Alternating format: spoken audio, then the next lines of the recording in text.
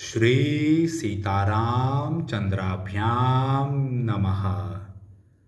किष्किंधा कांड 27वां सर्ग। प्रस्त्रवण गिरी पर श्री राम और लक्ष्मण की परस्पर बातचीत। जब वानर सुग्रीव का राज्याभिषेक हो गया और वे किष्किंधा में जाकर रहने लगे, उस समय अपने भाई लक्ष्मण के साथ श्री राम जी प्रस्त्रवण गिरी पर चले गए। वहां चीतों और मृगों की आवाज गूंजती रहती थी। भयंकर गर्जना करने वाले सिंहों से वह स्थान भरा था। नाना प्रकार की झाड़ियां और लताएं उस पर्वत को आच्छादित किए हुए थी और घने वृक्षों के द्वारा वह सब ओर से व्याप्त था। रीछ, वानर, लंगूर और बिलाव आदि जंतु वहां निवास करते थे। वह पर्वत मेघों के समूह सा जान पड़ता था। दर्शन करने वाले लोगों के लिए वह सदा ही मंगलमय और पवित्र कारक था। उस पर्वत के शिखर पर एक बहुत बड़ी और विस्तृत गुफा थी। लक्ष्मण सहित श्री राम ने उसी का अपने रहने के लिए आश्रय लिया। रघुकुल का आनंद बढ़ाने वाले निष्पाप श्री रामचंद्र जी वर्षा का अंत होने पर सुग्रीव के साथ रावण पर चढ़ाई करने का निश्चय करके वहां आए थे। उन्होंने लक्ष्मी की वृद्धि करने वाले अपने विनय युक्त भ्राता लक्ष्मण से यह समयोचित बात कही। शत्रुदमन सुमित्रा कुमार, यह पर्वत की गुफा बड़ी ही सुंदर और विशाल है। यहाँ हवा के आने जाने का भी मार्ग है। हम लोग वर्षा की रात में इसी गुफा के भीतर निवास करेंगे। राजकुमार, पर्वत का यह शिखर बहुत ही उत्तम और रमणीय है। सफेद, काले और लाल हरे हर तरह के प्रस्तर खंड इसकी शोभा बढ़ा रहे हैं। यहाँ नाना प्रकार के धातुओं की खानें हैं। पास ही नदी बहती है।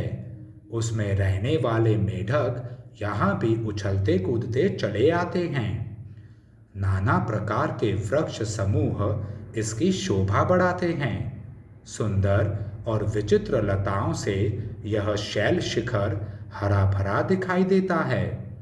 भांति भांति के पक्षी यहाँ चहक रहे हैं तथा सुंदर मोरों की मीठी बोली गूंज रही है। मालती और कुंद की झाड़ियाँ, सिंधुवार, शिरीष, कदम्ब, अर्जुन और सर्ज के फूले हुए वृक्ष इस स्थान की शोभा बढ़ा रहे हैं। राजकुमार, यह पुष्करणी खिले हुए कमलों से अलंकृत हो बड़ी रमणीय दिखाई देती है। यह हम लोगों की गुफा से अधिक दूर नहीं होगी। सौम्य, यहाँ का स्थान ईशान कोण की ओर से नीचा है, अतः यहाँ यह गुफा हमारे निवास के लिए बहुत अच्छी रहेगी।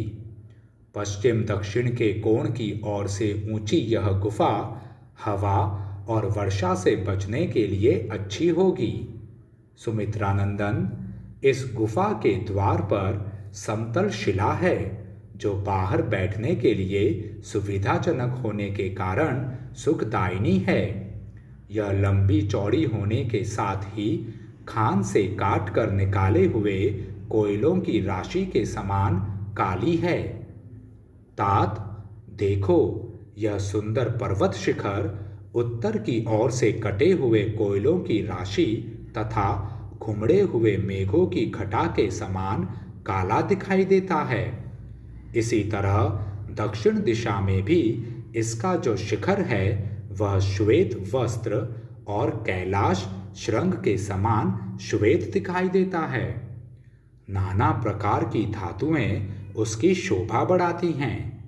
वह देखो, इस गुफा के दूसरी ओर त्रिकुट पर्वत के समीप बहने वाली मंदाकिनी के समान तुंगभद्रा नदी बह रही है।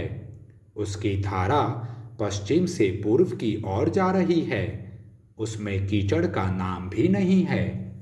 चंदन, तिलक, साल, तमाल, अतिमुक्तक, पद्मक, सरल और शोक आदि नाना प्रकार के वृक्षों से उस नदी की कैसी शोभा हो रही है।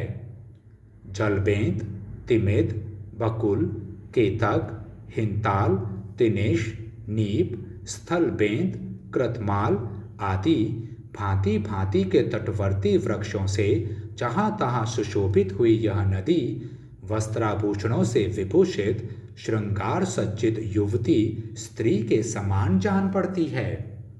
सैकड़ों पक्षी समूहों से युक्त हुई यह नदी उनके नाना प्रकार के कलरवों से गूंजती रहती है। परस्पर अनुरक्त हुए चक्रवाक इस सरिता की शोभा बढ़ाते हैं। अत्यंत रमणीय तटों से अलंकृत, नाना प्रकार के रत्नों से संपन्न तथा हंस और सारसों से सेवित यह नदी अपनी हास्य चटा बिखेरती हुई सी जान पड़ती है। कहीं तो यह नील कमलों से ढकी हुई है, कहीं लाल कमलों से सुशोभित होती है और कहीं श्वेत एवं दिव्य कुमुद कुमुद कलिकाओं से शोभा पाती है। सैकड़ों जल पक्षियों से सेवित तथा मोर एवं क्रौंच के कलरवों से मुखरित हुई यह सौम्य नदी बड़ी रमणीय प्रतीत होती है। मुनियों के समुदाय इसके जल का सेवन करते हैं। वह देखो, अर्जुन और चंदन वृक्षों की पंक्तियां कितनी सुंदर दिखाई देती हैं। मालूम होता है ये मन के संकल्प के साथ ही प्रकट हो गई हैं। शत्रुसूदन, सुमित्रा कुमार, यह स्थान अत्यंत रमणीय और अद्भुत है। यहाँ हम लोगों का मन खूब लगेगा, अतः यहीं रहना ठीक होगा।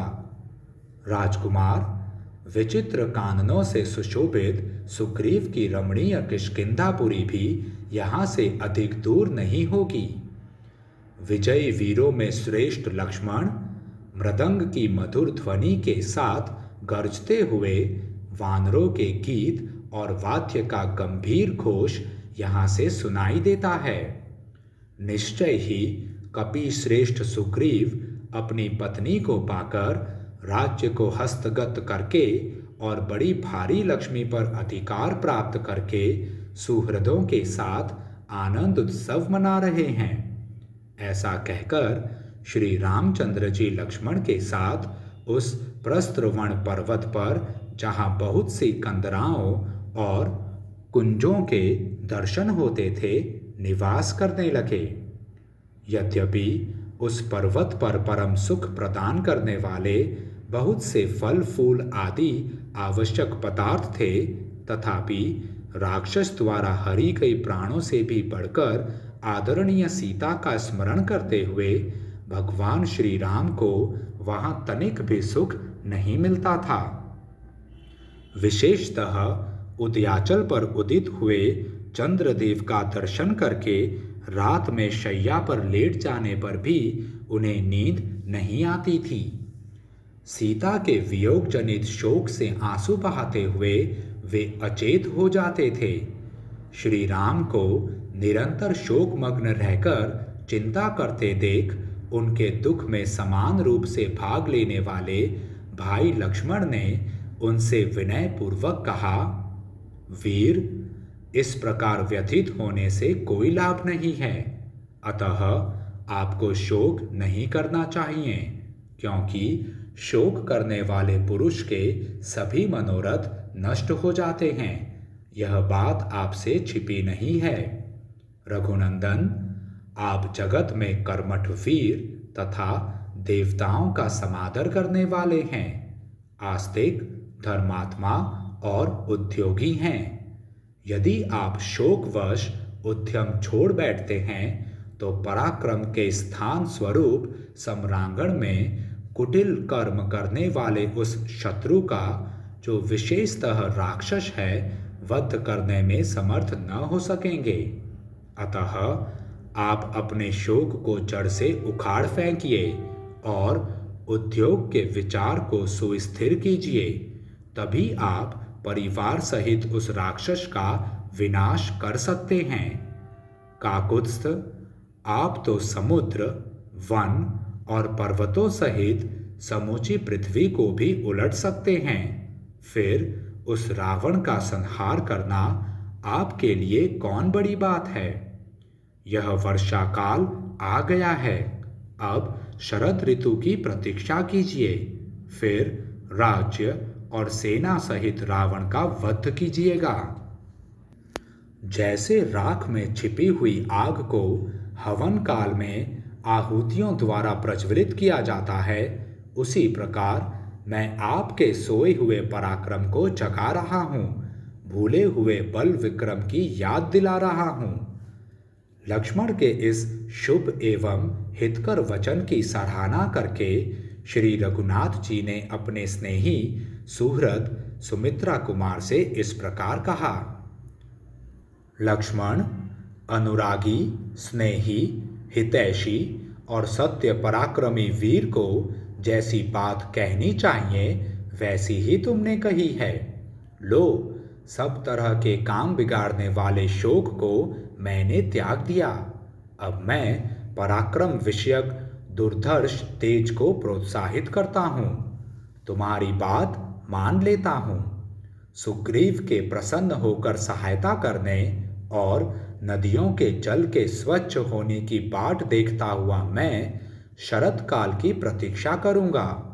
जो वीर पुरुष किसी के उपकार से उपकृत होता है, वह प्रत्युपकार करके उसका बदला अवश्य चुकाता है, किंतु यदि कोई उपकार को न मानकर या भुलाकर प्रत्युपकार से मुंह मोड़ लेता है, वह शक्तिशाली श्रेष्ठ पुरुषों के मन को ठेस पहुंचाता है।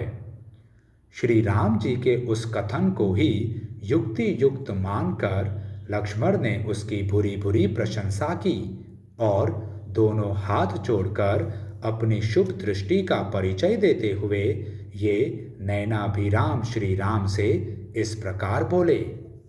नरेश्वर, जैसा कि आपने कहा है, वानर राज सुग्रीव शीघ्र ही आपका यह सारा मनोरथ सिद्ध करेंगे। अतः आप शत्रु के संहार करने का दृढ़ निश्चय लिए शरद काल की प्रतीक्षा कीजिए और इस वर्षा काल के विलंब को सहन कीजिए। क्रोध को काबू में रखकर शरद काल की राह देखिए। बरसात के 4 महीनों तक जो भी कष्ट हो उसे सहन कीजिए तथा शत्रुवध में समर्थ होने पर भी इस वर्षा काल को व्यतीत करते हुए मेरे साथ इस सिंह सेवित पर्वत पर निवास कीजिए।